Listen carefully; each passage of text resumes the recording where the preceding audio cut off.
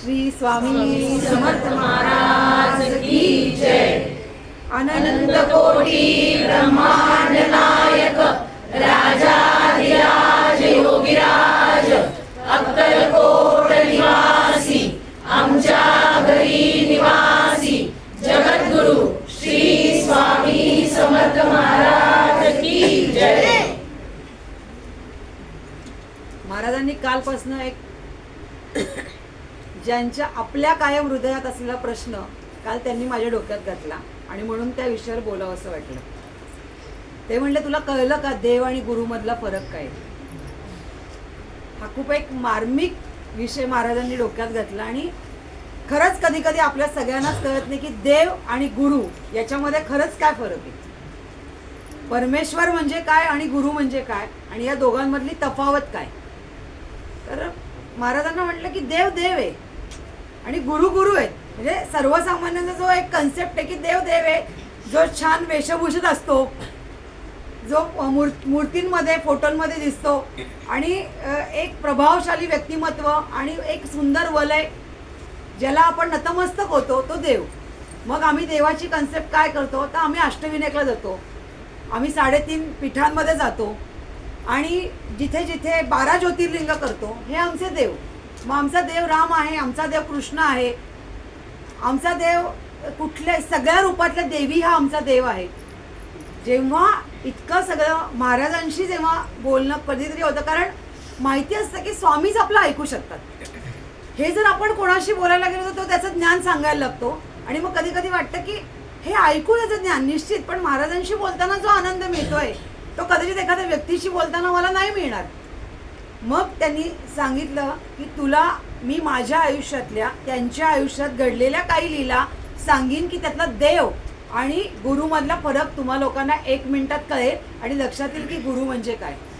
गुरु म्हणजे नुसता आशीर्वाद देणारा नाही, तर खूप सारं बोलणारा, प्रेमाने पाठीवरनं हात फिरवणारा, वेळ आली तर कान धरणारा आणि मागे टप्पल द्यायला पण मागे न पुढे बघणारा, चुकलात तर मार्गस्थ करणारा आणि खड्ड्यात पडला तर पटकन हात देऊन वर काढणारा, हा म्हणजे गुरु. तर या कष्टेच्या करता महाराजांना म्हटलं, तुमच्या लीला ज्या काही थोड्याफार वाचल्या गेल्या किंवा गुरु लीलामृताची काही पारायणं केल्या गेली किंवा गुरुचरित्रामधली काही पारायणं केल्या गेली, तर महाराज अशी कुठली तुमच्या लीला आहेत की ज्या मी खरंच आठवाव्यात आणि जाणवावं मला की देव आणि गुरुमधला मोठा फरक कुठला. तर महाराजांनी खूप सुंदर एक लीला आठवून दिली त्यांची की महाराजांचा एक भक्त, महाराजांचा भक्त खरा नाही म्हणायचा कारण तो खरा महाराजांचा कधीच भक्त नव्हता, तो देवीचा भक्त होता. तो देवीच्या विषयी अत्यंत त्याच्या मनामध्ये प्रेम होतं आणि देवीशिवाय कोणाची उपासना त्यांनी कधीच केली नाही. संकट असो, अडचण असो, आजारी असो, काही असो, फक्त देवीची पूजा करणं, तिचं नामस्मरण करणं, तिची पोथी वाचणं आणि फक्त देवीमय त्याचं आयुष्य होतं. आणि तो अडचणीत एकदा खूप मोठ्या अडचणीत आला आणि तो देवीच्या मंदिरात गेला आणि त्यांनी सांगितलं की जोपर्यंत माझा प्रश्न सुटत नाही तोपर्यंत मी तुझे चरण सोडणार नाही. देवीला आपले भक्त माहिती असतात, कळत असतात. खूप काळ गेला. एक दिवशी देवीने त्याला रात्री दृष्टांत दिला आणि त्यांनी सांगितलं की तुझा जर प्रश्न सोडवायचा असेल तर तुला अक्कलकोटला जावं लागेल. मी अक्कलकोटला आहे आणि तुझा प्रश्न तिथे सुटेल. त्यांनी देवीला विचारलं, तू देव असताना तू मला माणसाकडे का पाठवतेस? मी देव म्हणजे माझं सर्वस्व आहे, मग मी त्या माणसाला जाऊन काय विचारणार आहे? स्वामी आहेत, त्याला स्वामी माणूस दिसत होते, त्याला ब्रह्मांडाचे नायक कळत नव्हते. ते सांगूनही त्यांनी देवीचे पाय सोडले नाही. परत खूप काय देवीच्या मंदिरामध्ये त्याचा अनुष्ठान चालू होतं, देवीला विनवणी चालू होती की माझे प्रश्न सोडव, माझ्या अडचणी सोडव. आणि देवी पुन्हा पुन्हा दृष्टांत द्यायचे आणि सांगायचे, पहिलं तू अक्कलकोटला जा, अक्कलकोटला पहिले जा. आणि त्याला काही ते पटायचं नाही. पण शेवटी एकदा देवी खूप चिडली आणि तू जर अक्कलकोटला गेला नसेल तुला या मंदिरात मी पाऊल ठेवून देणार नाही. इतके चिडल्यानंतर तो देवीचा शब्द खाली पडू द्यायचा नाही म्हणून अक्कलकोटमध्ये निव्वळ देवीच्या प्रेमाखातर गेला. आपल्या देवाचा शब्द खाली नाही पडू द्यायचा. बरं, या बाबांनी अक्कलकोटला गेल्यावर खरं तर काय करायला पाहिजे? देवीच्या आज्ञेप्रमाणे की स्वामींचं दर्शन घ्यायला पाहिजे आणि आपला जो प्रश्न आहे तो आपल्या गुरुसमोर मांडायला पाहिजे, म्हणजे गुरु. आणि त्यांना सांगायला पाहिजे की मी काय अडचणीत आहे. पण या बाबांनी काय केलं, जे अक्कलकोटमध्ये ते देवीचं मंदिर आहे तिथे जाऊन तो बसला आणि ते गाभाऱ्यात जाऊन त्याच देवीचे त्यांनी पाय धरले आणि ते त्यांनी तो काहीच बोलला नाही, तिथेच बसून राहिला. बर या गोष्टीला तो अक्कलकोटमध्ये येऊन सुद्धा 2-3 दिवस निघून गेले होते. महाराज त्याची वाट बघत होते की हा आत्ता येईल, नंतर येईल, काय झालं, हा का कुठे अडकलाय, हा येत का नाहीये. महाराजांना माहिती होतं ना कुठला भक्त कधी येतो, तेव्हाही महाराजांना कळतं, आजही महाराजांना माहिती आहे. तेव्हा बरेच 2-3 दिवस गेल्यानंतर स्वामी एकदम म्हणले, अरे तो देवीला जे पाय धरून बसलाय त्याला पहिले इकडे घेऊन या, तो गाभाऱ्यात बसलाय त्याला घेऊन या. सगळेजण महाराजांची आज्ञा आली तर सगळे सेवक धावले आणि ते देवीच्या मंदिरापाशी गेले. तेव्हा तिथले गुरुजी नुकतेच कुलूप लावून बाहेर पडत होते, देवीची पूजा वगैरे पूर्ण झाली होती. ते म्हणले महाराजांनी पाठवलंय, त्या गाभाऱ्यामध्ये एक माणूस बसलाय, त्याला लगेच तातडीने बोलवलंय. म्हणले तर गाभाऱ्यामध्ये कोणीच नाही म्हणले. ते अहो नाही म्हणे, महाराज म्हणले ना 2-3 दिवस त्या गाभाऱ्यामध्ये एक माणूस बसलाय, तो असणार, जेव्हा महाराज म्हणतात तेव्हा तो निश्चित असणार. अहो मी रोज पूजा करतो म्हणले गुरुजी, मला कुठे दिसलाच नाही असा माणूस. ते म्हणले महाराज म्हणले ना तुम्ही आत्ताच्या आत्ता कुलूप उघडा. मग त्यांनी ते कुलूप उघडलं आणि बघतो तर तो माणूस देवीचे पाय धरून बसला होता. आणि तो म्हणला, मी इथे 3 दिवस झाले मी पूजा करतोय देवीची, मला दिसलाच नाही बाबा. पण महाराजांना दिसत होता की हा वेगळ्याच यांनी बसला इथे. आणि शेवटी त्याला अक्षरशः, कारण पोटात त्याच्या अन्न पाणी नाही, त्याला कळेना ना कुठे जावं, त्यामुळे काही खाणं नाही, पिणं नाही. आणि स्वामींनी त्या सगळ्या, त्यांचे जे सेवेकरी होते त्यांनी सगळ्यांनी उचलून त्यांना महाराजांकडे आणलं. महाराजांनी सांगितलं स्नान घाला, जेवण द्या, खाणं पिणं द्या, पाणी द्या. आणि नंतर तो जसं जसा त्याची ताकद निर्माण झाली त्याच्यानंतर त्यांनी स्वामींची माफी मागितली आणि कळलं की मी कुठे चुकत होतो, माझ्या देवीने दिलेली आज्ञा माझ्या गुरुपर्यंत जाण्याची ही मला कळली नाही आणि ही सगळ्यात मोठी माझी चूक झाली. आणि मग ते स्वामींच्या सेवेत लागले. तेव्हा कळलं की देव आणि स्वामी गुरु याच्यातला खूप मोठा फरक किती. म्हणजे जेव्हा तुम्ही विसरता आपल्या गुरुला तेव्हा गुरु आठवण करून देतो की अरे तू माझ्याकडे आलायस, विसरलास का, आता मी आहे, ये, तुझे काय प्रश्न आहेत ते मी तुला इथे सोडवतो आणि माझ्या सेवेतनं मी तुला कधीच दूर करणार नाही, मी तुझा हात कधीच सोडणार नाही. ही महाराजांची एक आघात लीला जी अक्कलकोटमध्ये घडली. आणि अगदी ज्यांचं नेहमी आपण तुम्ही सगळ्या प्रसादाची आरती ऐकता, ती आनंदनाथ महाराजांची आरती आहे. त्या आनंदनाथ महाराज, मी अनेकदा तुम्हाला जे जुने मंडळी येतात त्यांना सांगितलं की त्यांची समाधी ही वेंगुर्ल्यामध्ये आहे. बघू कसा योग येतोय. दरवर्षी खरं आम्ही वेंगुर्ल्यात पादुका घेऊन जातो, यावर्षी तो योग नाही आला तर गणपतीपुळ्याला बोलवले त्यांनी. तर तिथे ते जे आनंदनाथ महाराज आहे ते असंच आपल्या कोणाच्या ओळखीतनं म्हणून म्हणतात ना, महाराजांचा योग भेटण्याचा योग कुणाच्या निमित्ताने आणि कधी येईल काही सांगता येत नाही. तसंच एकदा आनंदनाथ महाराज, आणि खरं त्यांचं नाव आनंदनाथ महाराज नाही, त्यांचं नाव दुसरं, पण आनंदनाथ महाराज हे महाराजांनी ठेवलेलं नाव म्हणून आपण त्याच नावाने त्यांना आदरयुक्त बोलवू. आणि त्यांना महाराजांबद्दल इतकं त्यांच्या मित्राने सांगितलं की त्यांना ओढ लागली स्वामींना भेटायची.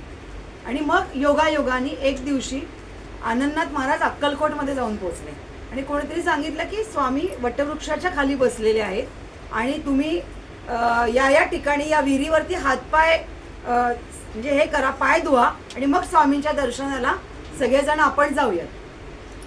आनंदनाथ महाराज विहिरीच्या आतमध्ये उतरले आणि पाय धुत होते आणि अचानक त्यांच्या डोक्यावरनं झाडाची मोठी फांदी डोक्यावर त्यांच्या पडली आणि जवळजवळ ते बेशुद्ध अवस्थेत असावे याच्यात ते गेले. त्यांना काही कळेना, पण ती बेशुद्ध अवस्था नव्हती, ती गुरु भेटण्याची अवस्था होती. जेव्हा फांदी डोक्यावर पडली आणि ती नंतर पडून खाली पडली, त्यांना कळलं नाही की आपल्याला काहीतरी झालंय, डोक्याला जड लागतंय आपल्याला. आणि ते जरा थोडे असे बावरून मागे वळले आणि मागे बघतात तर महाराज स्वतः उभे होते. म्हणजे गुरु आपल्या शिष्याला भेटायला येतो हे असे आनंदाचे क्षण महाराजांनी आपल्या भक्तांना अनेकदा लिहिले. म्हणून देव आणि भक्त याच्यामधला हा जो मोठी तफावत आहे, देवाकडे जावं ते गुरु मागण्यासाठी जावं आणि गुरुकडे जावं ते सर्वस्व मागण्यासाठी जावं, हा खूप मोठा संकेत आहे महाराजांचा. आणि म्हणून माझा कायम सगळ्यांना आग्रह असतो त्या अक्कलकोटला जाण्यासाठी.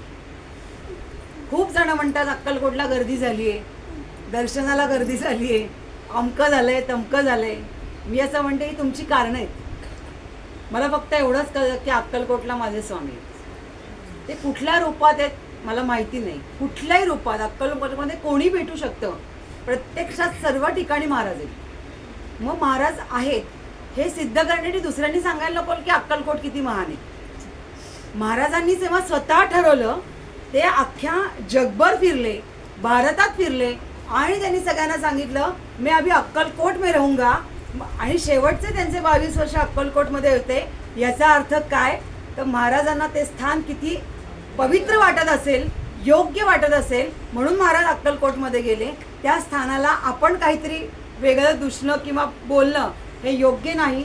तर माझा असा नितांत विश्वास आहे की मंदिरात किती गर्दी असो हा मुद्दा नाही, पण प्रत्येक रस्त्याच्या कोपऱ्यात महाराज आहेत. रस्त्याच्या तिथं गेलात नमस्कार केला तरी महाराज आहेत. ठाई ठाई स्वामी आहेत आणि त्यांनी त्याच्याकरताच तर ते स्थान पवित्र स्थान म्हणून आपण मानलं जातं. म्हणून मी तुम्हाला म्हटलं की अक्कलकोटमध्ये जायचं, पहिलं दर्शन घ्यायचं ते आपल्या समाधी मठाचं म्हणजे चोळप्पा महाराजांच्या घराचं. तिथे आजही असं म्हणतात की महाराज आजही जिवंत अवस्थेत त्या समाधी मठाच्या आत आहे. आणि याचे अनेक उदाहरणं म्हणजे मला याचे अनेक अनुभव आहेत. महाराजांच्या अनेक संकेतामधनं ते अनुभव आहेत. महाराजांच्या आज्ञा तिथून आले आहेत. अक्षरशः हे जे काही अक्षरशः हे उभं राहिले हे त्या महाराजांच्या आज्ञेने उभं राहिले, त्यांच्या इच्छेने उभं राहिले. आणि ते जसं जसं म्हणजे मी उभं केलं याला तर काय अर्थच नाही आहे, कारण सर्वसामान्य माणूस हे करू शकत नाही. त्याच्या आवाकाच्या ते पलीकडे कोणी जरी ठरवलं की मी स्वामींचा मठ बांधीन किंवा मंदिर बांधीन, पण जोपर्यंत स्वामी म्हणत नाहीत की मला तिथे यायचंय तोपर्यंत हे कार्य होऊ शकत नाही. अनेक लोक इथे येतात आणि इच्छा व्यक्त करतात की आमचे मोठे बंगले आहेत, मोठी घरं आहेत, आमच्या जागा आहेत, आम्हाला मठ बांधायचा स्वामींचा. पण कित्येक काळ वयाच्या 70-80 पर्यंत या गोष्टी घडत नाहीत. पण महाराजांना ती जेव्हा इच्छा होईल तेव्हाच ते करणार ते. मग महाराज म्हणतात तू विसरलीस का माझी लीला बडोद्याची. तुम्हाला बडोद्याची पण कथा माहिती आहे. जेव्हा बडोद्याचा राजा त्यांनी विडा ठेवला आणि महाराजांना घेऊन या बडोद्याला आणि तिथे सेटल करा असं म्हणले, तेव्हा अनेकांनी महाराजांचा तो विडा राजाचा विडा उचलला आणि सांगितलं की आपल्याला बडोद्याला महाराज तुम्ही चला. आणि महाराजांना काय आवडतं तर महाराजांना अन्नदान आवडतं, महाराजांना पोथी वाचन आवडतं, महाराजांना भजन आवडतं, गाणं आवडतं, सगळ्या गोष्टी आवडतात. ते त्यांनी नियोजन करून केलं. पण शेवटी कोणाला कन्व्हिन्स केलं तर चोळप्पा महाराजांना की मी असं असं तुला देईन आणि तू महाराजांना सांग चालायला. त्यावेळेस महाराजांना सांगण्यासाठी चोळप्पा महाराज पण होते, सुंदराबाई होत्या आणि बाळप्पा महाराज पण होते की महाराज आपण बडोद्याला जाऊयात. तेव्हा महाराज म्हणले ते तर मला स्वामी देव मानतच नाहीत, तर मी तिथे भक्तीच नाही, तिथे मी जाऊन करू काय. राजालाही डावलणारे आपले गुरु आणि सर्वसामान्यांवर प्रेम करणारे आपले गुरु. मग देव आणि गुरुमधला किती मोठी तफावत आपल्याला खरोखर जाणवते. खरोखर म्हणून स्वामींसाठी त्या जायचं, समाधी मठाचं दर्शन घ्यायचं. समाधी मठाचं प्रत्येक स्थान हे महाराजांनी भरलेलं आहे, त्यांच्या आशीर्वादांनी भरलेलं आहे. तिथे काय चालतं आजूबाजूला आपल्याला बघायचं नाही, आपल्याला फक्त महाराजांकडे बघायचं आहे. त्यांचे डोळे, त्यांचा चेहरा, जसं हे कमलमुख आहे तसं तिथलं सुंदर कमलमुख बघायचं आहे, त्यांची ठेवण बघायची, त्यांची पद्धत बघायची. आणि अक्षरशः एक फोटोकडे महाराजांच्या बघितलं की असं वाटतं आत्ता महाराज येतील फोटोतनं खाली आणि आपल्याला काहीतरी सांगून जातील. हे फक्त बघत राहायचं आणि त्याला म्हणतात अक्कलकोटचं दर्शन घेणं. मग दुसरं आपल्याला जायचं आहे वटवृक्षाला, जिथे महाराजांनी वटवृक्षाखाली बसून अनेक लीला केल्या. जशी आपल्याकडे आता थोडी रांग असते, महाराजांच्या काळात तर प्रचंड गर्दी असायची आणि प्रत्येकाला असं वाटायचं की महाराजांचं दर्शन कसं घडतंय ते बघावं आणि ते घ्यावं. म्हणजे मला आठवतंय या घरामध्ये एक वेगळीच लीला घडली होती. एक इंडस्ट्रीमधले, सिने इंडस्ट्रीमधले एक प्रोड्युसर इथे आले होते.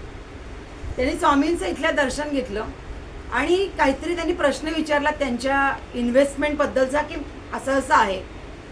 तर माहीत नाही काय महाराज म्हणले हा अक्कलकोटशी रिलेटेड आहे म्हणले, याचं बालपण अक्कलकोटमध्ये गेलंय म्हणले. अक्कलकोटमध्ये तर त्याचं बालपण मी कुठे त्यांना विचारू तुझी लहानपणी कुठे होतात म्हणून. ते म्हणले हो मी अक्कलकोटमध्ये लहानपण होतं. तर महाराजांनी तेव्हा सांगितलं की हा माझं जे वटवृक्ष आता एवढं मंदिर आहे तेवढं तेव्हा ते नव्हतं तो लहान असताना. तर जे काही मंदिर होतं त्याच्या एका खांबाच्या मागे बसून, मागे उभं राहून हा बारीक नजरेने स्वामींकडे बघायचा. आणि हे त्याच्या या जन्माचं नातं नव्हतं, तर हे त्याचं अनेक जन्मांचं नातं होतं. जेव्हा महाराज होते तेव्हाही त्या गर्दीमध्ये एवढूसा बुटकाचा तो मुलगा स्वामींकडे बघण्याचा प्रयत्न करत होता, इतकी ती गर्दी होती. स्वामी एखाद्या गोष्टीवरनं कुठं नेऊन काही गोष्टी सांगतात.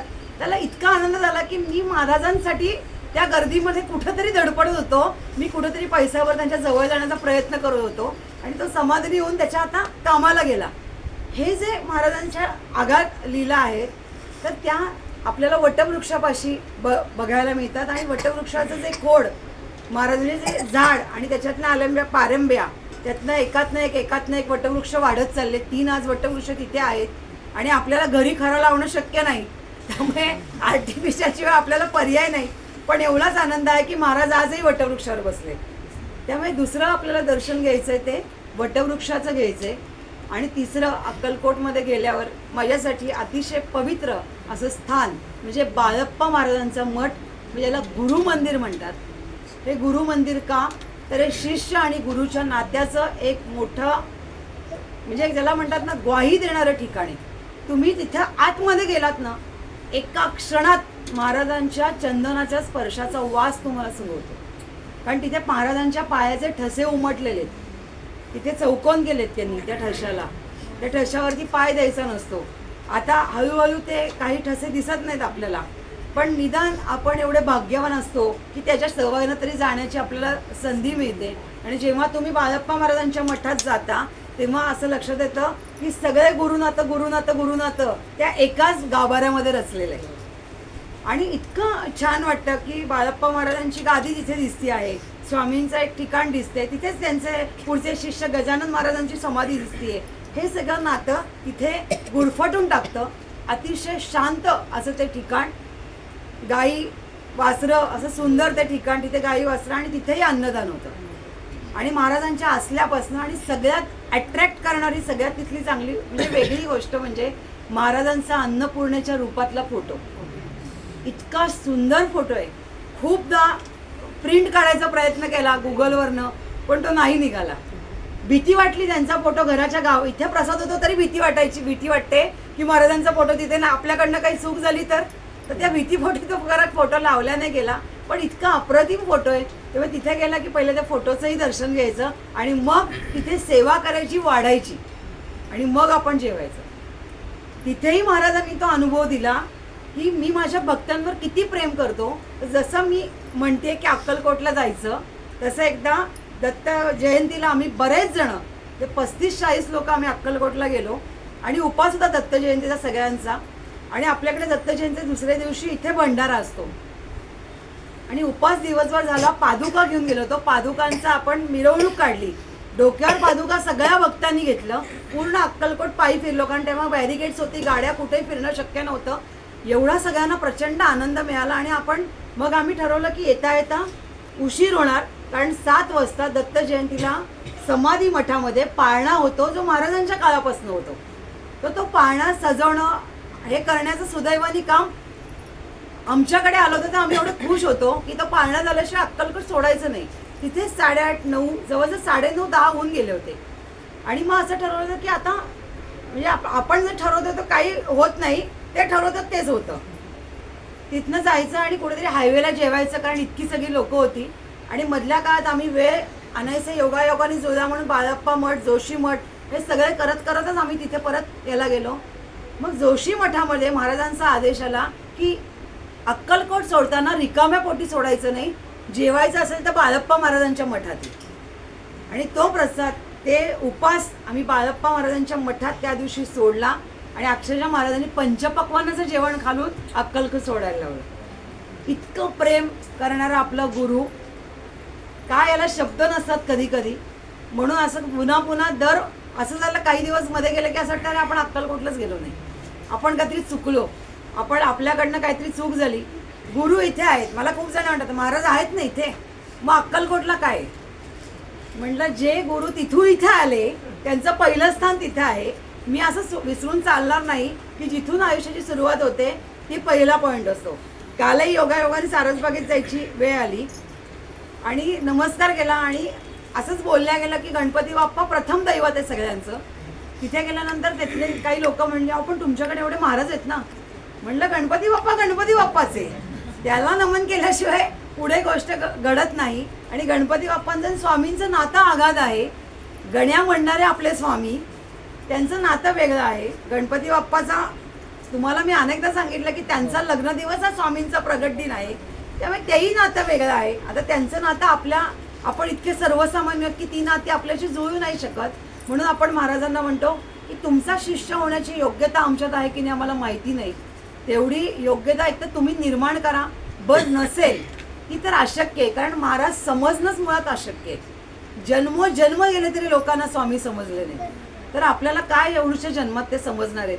तर मी त्यांना म्हणते नाही, आम्ही बुद्धू आहोत, ती अक्कल गेला अक्कलकोटला येऊ, पण तेही घेण्याची पात्रता आमची आहे की नाही आम्हाला माहीत नाही. पण एकच विनंती आहे की तुमच्यापासनं आम्हाला आयुष्यामध्ये कधीही लांब करू नका.